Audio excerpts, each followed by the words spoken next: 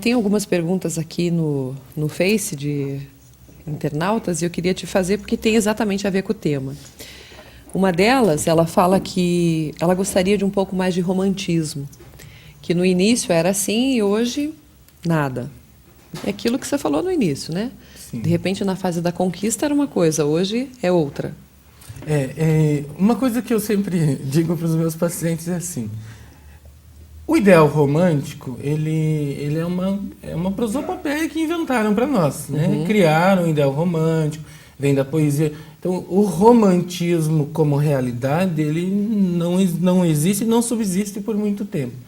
Mas dá para brincar de ser romântico, já que não dá para ser romântico sempre, dá para de vez em quando fazer algo, né? Nem que seja uma encenação, dá para brincar de ter momentos. Então, isso é importante combinar no casal. Às vezes não dá para ser romântico o tempo todo, a vida você acaba não conseguindo estar o tempo todo ali disponível para fazer toda aquela coisa do amor cortês, né? Aquela coisa do século passado, que tinha todo aquele ideal, né? Então, esse ideal, ele de fato está bem distante de uma realidade, mas dá para brincar. Né? Dá para brincar de vez em quando, dá para lembrar, dá para. Mas aí ela faz o quê? Ela cobra dele isso? Fala para ele que ela quer mais romantismo. Sim, ela pode dizer, e se ele não oferecer, ela vai precisar se haver com isso. Vamos ter que se entender, minha amiga. No sentido de que ela está... Toda vez que você demanda algo do outro, você precisa estar pronto para as negações, para as negativas. Esse outro pode não aceitar e não corresponder àquilo que você espera e àquilo que você quer. E aí, o que você vai fazer com isso?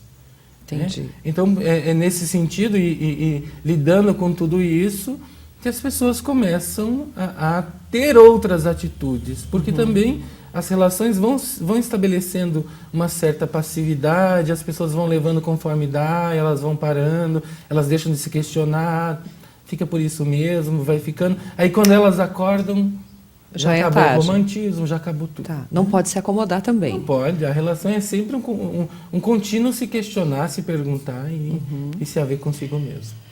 Kleber, a Manuela diz aqui que ela casou com uma pessoa extremamente bem-humorada, alegre e brincalhona. Hoje tenho 20 anos de casada e para tirar um sorriso do meu marido é muito difícil. Como trabalhar com essa mudança? Pois é. Agora, saber o que aconteceu com esse marido que perdeu esse humor, né? Será que foi o casamento? Será que é a relação? Será que foi questões da vida dele? É muito complicado tentar entender como é que como foi essa mudança? Isso. E outra, você percebe que nesse momento ela se coloca na posição de quem vai retirar a dor do outro. Isso é impossível. Né? Este outro precisa, essa pessoa, esse marido, precisa se haver consigo mesmo. Ele vai precisar entender o que está acontecendo com ele. Será que isso está na relação deles? Então, é muito de se questionar mesmo. Vai ter que perguntar, vai ter que se questionar, vai ter que ver de onde vem toda essa angústia, de onde vem essa dor. E aí, sim, ele pode, por si mesmo, né, viemos ao mundo sozinho e iremos desse mundo sozinhos.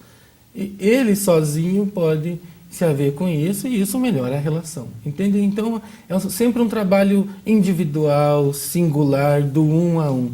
Cada pessoa precisa carregar o peso e a carga que a vida lhe coloca e tem que se haver com isso. E, às vezes, a pessoa está carregando um peso maior do que ela poderia. Que ela consegue suportar. Exato, porque, assim, muitas vezes o sofrimento vem por esse superdimensionamento da realidade. A pessoa vê algo de ruim, de angustiante, de frustração, mas isso, de uma forma fantasiosa, toma o tamanho de um monstro, né? De um gigante.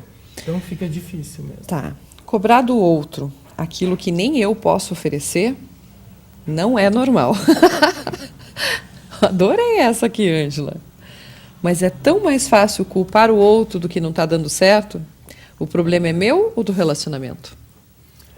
O relacionamento não é uma entidade à parte, né? Ele não é uma coisa assim, existe eu, o outro e o relacionamento, como se fosse uma pessoa. Não é uma terceira pessoa. Não é uma terceira pessoa. Ele é um espaço psíquico feito por duas pessoas, né? É um conjunto de duas pessoas ali e que essas duas pessoas têm responsabilidade aí.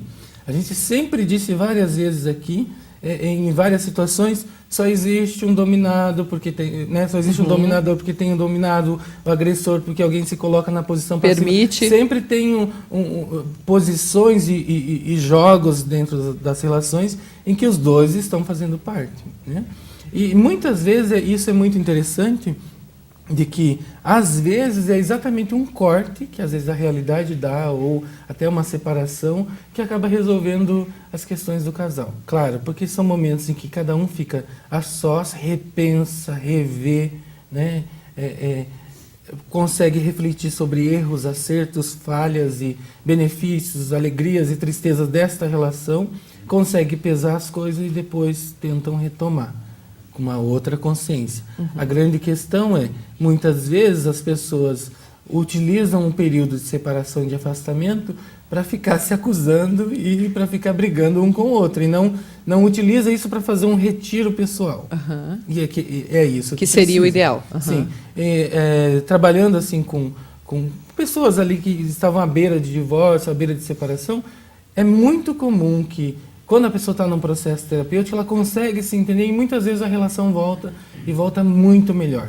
E muitas vezes também descobre que estava dentro de uma situação que era insuportável e que a pessoa estava simplesmente se anulando e que ela precisava sair daquilo se quisesse se manter sobreviva psiquicamente.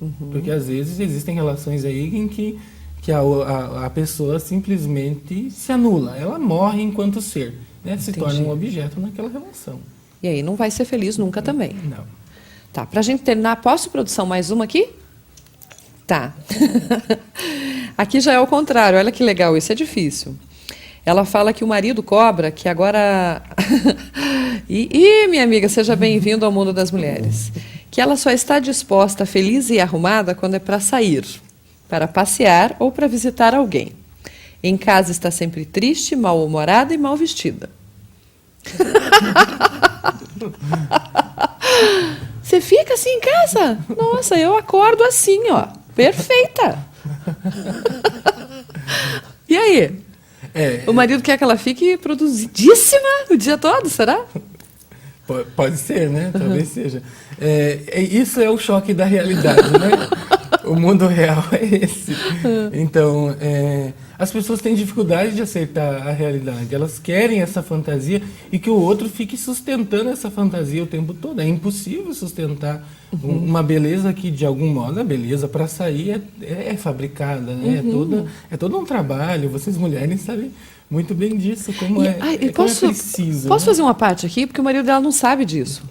Olha, não sei o seu nome aqui, mas mulher se arruma para mulher. Não se preocupe. Ela se arruma porque as amigas vão ver como é que ela está vestida, como é que ela está, né? Mas eu até entendo isso, Kleber. Sabe por quê? Porque, às vezes, a mulher em casa não tem essa preocupação de estar... não digo com uma roupa bem vestida, nada disso. Mas tem mulher que chega em casa, meu Deus, dá a impressão que ela foi para o Calvário mesmo. Talvez seja isso que ele está cobrando, não é? Você falou dessa falsa realidade de estar arrumada, de estar... Mas tem que ter um cuidado também para que essa relação não gele. Então, o que eu fico pensando é o seguinte, o que tem de expectativa excessiva desse marido, mas o que tem de expectativa real, de necessidade real dentro de uma relação? E o que faz com que ela, de algum modo, se desfaça de toda essa vaidade quando está nessa relação? Então, isto já sinaliza que alguma coisa ela precisa entender melhor disso aí. Aqui a gente não tem como lançar hipóteses do que pode ser, mas assim, ela vai precisar entender por que ela, de algum modo, se desliga dessa vaidade, de se arrumar, dessa beleza dentro dessa relação. O que aconteceu nessa relação, como é que foi o desenvolvimento desde o início, se no início ela era... Sempre bem arrumada? Isso, sempre bem arrumada, desde quando, qual foi o momento em que isso se modifica... Então, tem muita coisa a se perguntar aí. Eu sempre digo, o outro, ele faz um espelho. Então, sempre que o outro te cobra ou te exige algo, você precisa pensar, bem, o que desse outro, o que essa outra pessoa está me pedindo, me demandando, me exigindo? O que é fantasioso, mas o que tem de realidade também? O que eu posso refletir sobre mim, sobre o que essa pessoa está dizendo? Aí eu posso pensar, tem coisa minha aqui. Ou como posso pensar, não, isso é só dele, Entendi. Então, nesse E sentido, separar. tem que estar sempre separando o que é meu, o que é do outro. Tá. Muito- E ó, Ana, um conselho para você. Você arruma, minha filha, hoje. Fica nos trinques aí para quando ele chegar, né? Brincar de sedução. Não é? Também. sim. Brincar de conquista novamente. Por que não? Não é? Aí ele vai parar de reclamar que você só se arruma para sair. Ué, se arruma também para ficar em casa. Qual é o problema? Vai perder quanto tempo para isso? Exatamente. Né? Eu acho que o segredo de um relacionamento de sucesso, quem sou eu para falar? Estou falando eu acho. É ceder um pouquinho de cada lado, né? Para a corda não arrebentar. Porque se os dois ficarem puxando, uma hora ela estoura. Isso. Então, de repente, deixa ele ganhar um pouquinho, depois você... Né? Brincar. A gente precisa brincar. Toda vez que uma pessoa está muito identificada, muito fixa num pensamento, numa ideia, ela não está brincando, ela está sendo... E é uma bobagem você ter uma opinião muito firme, muito fixa e não ceder. Precisa brincar, de vez em quando você cede, depois é o outro que cede, vai fazendo esses ajustes. Esse meio aí. É, exatamente. Adorei. Viu que legal? Obrigado pela participação de vocês aqui. Ficou um monte de perguntas em aberto, é claro, Fica nós não sempre. temos tempo hábil, mas eu vou encaminhar para o Kleber e ele responde para vocês. Pode ser? Olha, para marcar um horário, conversar, você pode ligar para o Kleber, 9960-1177. Muito bem. Adorei o assunto de hoje, viu? Porque é importante, sim, nós reforçarmos e fortalecermos os relacionamentos. Obrigada, bom final de Obrigado a semana, você. viu? Igualmente. Kleber Buenos Aires, viu? 9960-1177. Vamos para o intervalo? Vamos? Mas não sai daí. Ainda hoje vou te levar na Bicho da Seda, na Anifarma, e tem a nutricionista Manuela Sanches. Sabe por quê? Final de semana todo mundo abusa, bebe um pouquinho demais, não é? E a ressaca? Que fazer com ela, minha amiga? Você vai ver. Fica aí, eu já volto.